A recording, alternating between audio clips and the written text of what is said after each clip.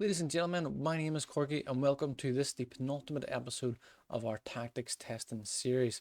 A quick bit of housekeeping. We're testing this tactic with Spurs in England, we're testing with Roma in Italy, we're testing with Real Madrid in Spain, and we're testing with my local club Institute in the Northern Ireland Lock 41 Championship as well.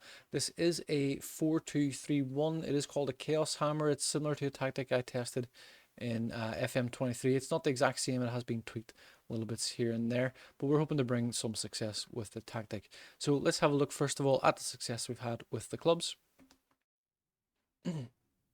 So as you can see for Tottenham Hotspur, it's gone pretty well. We finished in 5th in the league. We are predicted to finish, I think it's 6th or 7th. We have lost out in the Champions League play spots by a full 10 points there to Arsenal.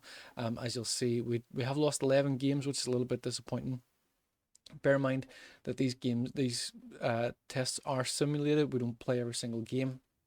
So there are little tweaks during the games that maybe we could have made manually to improve the results. As you see there, Crystal Palace, Bournemouth twice, Aston Villa, in fact Crystal Palace twice, Bournemouth twice, Aston Villa and Fulham, probably all games we would expect to win.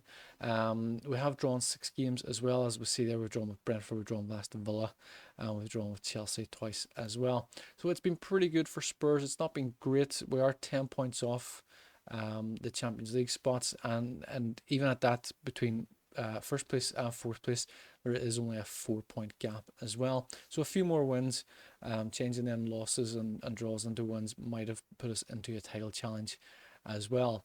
In the FA Cup, we've gone out in the quarter-finals to Man United, and in the Carabao Cup, we've gone out in the third round to Brentford, which that in itself is probably a little bit disappointing. Having a look at the goal scoring charts, as we see there, Heung-min Son coming in with 22 goals. James Maddison playing in that number 10 roles contributed 20 goals. Kulusevski, Brennan Johnson contributing with 12 and 10 goals each respectively. We'll have a little look first of all, next then at Roma, and as you can see, this has gone extremely well for us with Roma. A quick look at the Europa League, we've gone out in the quarter-final to Celtic, which is disappointing, and the Coppa Italia, we've gone out in the quarter-final to AC Milan as well. But we have won the Scudetto, and we have won it there by a full 7 points as well, so we've actually won it with 2 games to spare. We did lose 5 games during this campaign. We've lost to Lazio twice, which is very disappointing because they are the rivals. We've lost to Inter Milan and AC Milan. Cagliari is probably a team we probably should have beat. In terms of draws, we've drawn with Genoa. We probably should have beat them. Probably should have beat Frosinone, Fiorentina. So there are a few games there. Again, playing the game manually, managing the games and making little tweaks here and there may have done very well for us. Tammy Abraham and Paulo Dybala coming in joint top goal scorers in the league. As you see there, Abraham contributing with 26 goals in total. Dybala contributing with 24 in total as well. We have Pellegrini with 12 goals, and we have El Shaarawy and Leandro Paredes contributing with 10 goals each also. So it has gone very well for us in Italy. I'd be pretty delighted to win the Serie A title with them. My local team Institute has gone very well. Also, a quick look at the cups. We've gone out in the Northwest Senior Cup in the quarterfinals to Premiership Coleraine. We've lost in the Bet McLean League Cup in the second round, also to Coleraine as well. And in the Northern Irish Cup, we've gone out to Cliftonville, who also are in the Premiership in the semi-final. So we've done very well to get to that stage. In the Lock 41 Championship, as we'll see here, we have won the league, and we've won that as well by a clear 8 points over Harlan and Wolf Welders also. So it's been a very good campaign for us in terms of how it's gone with Institute. A look at the goal scoring charts, and you may notice there Sean McCarron contributing with 37 goals in the league, 40 in all competitions, which is incredible.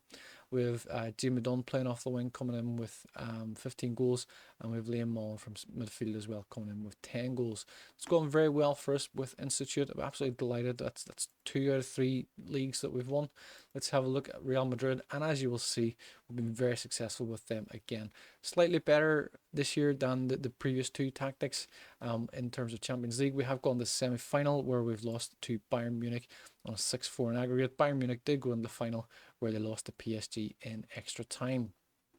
We did win the Spanish Cup. We beat Barcelona 2-0 in the final of that. And the Spanish Super Cup, we beat Barcelona 2-1 in the final of that. But in the league is where it counts. And as you'll see there, we've won the league with 94 points. We're a clear, 17 points ahead of Atletico Madrid in second place. Again, looking at games we've lost, we lost to Granada, and we probably, in fact, yeah, we definitely should have beat them because they were in a relegation scrap. We did lose to Valencia, Atletico Madrid, and Barcelona as well. And we have a couple of draws there against Mallorca, Sevilla, Atletico Bilbao, and Villarreal. We maybe should have won some of those games. Again, if we were playing this game manually, we probably would have been able to tweak those tactics and players and maybe won those games.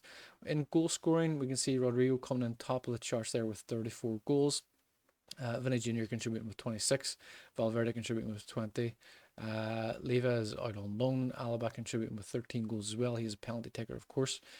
Brahim Diaz contributing with 12 goals, and Nacho contributing with 10 goals also.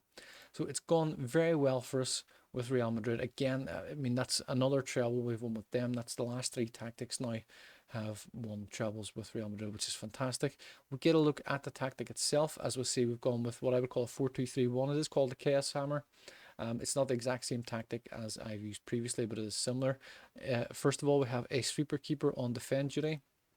In the two wing back spots, we have wing backs on attack, both with additional instructions: shoot less often and sit narrower as well. So we wanted to come in a little bit tighter in the defence. In central defence, we have two ball playing defenders, both on shoot less often. Centre midfield, we have a Regista on support duty. Additional instructions there are to dribble more, shoot less often, tackle harder, and mark tighter. And we have a Roman playmaker also on support duty with shoot less often, tackle harder, and mark tighter as well. On the right wing, we do have an inverted wing back, an inverted winger on attack with take more risks and shoot less often. On the left wing, we do have an inside forward on attack duty with shoot less often and sit narrower. So we want him to kind of fill these spots here really and allow our wing back to come up a bit further there. In behind the front man in that number 10 role, we do have an attacking midfielder on support duty with more direct passes, get further forward, move into channels. And up front, of course, we have an advanced forward on attack duty with take more risks, dribble more, and shoot less often. The team instructions are pretty simple. We have a custom tiki-taka with a positive mentality. In possession, we want to play fairly wide, play out from the back. We want to pass shorter and slightly higher tempo. We're going to work the ball into the box with low crosses as well. In transition, we're going to counter press, counter attack, distribute to centre back and full backs. On out of possession, we're going to play with a high press, a higher defensive line, trigger press much more often, prevent short goalkeeper distribution, and step up more. So that is the tactic in a nutshell. You can, of course, download the tactic from the link in the description below. Whilst you're down there, please do hit that subscribe button. It allows us to bring you more content like this in the future, and it really helps to support the channel, which will be massively appreciated. Please do leave your comments as well. Let us know how you get on with this tactic. But that is it in a nutshell. I do hope you've enjoyed it. I do hope you have good success with this tactic. We will see you in the next one. Thank you and take care. Thank you for watching this video. I do hope you've enjoyed it. Please do like, share, subscribe, and leave your comments below. I'd love to hear your feedback as well. You can check out one of these recommended videos. We will see you in the next one. Thank you and take care.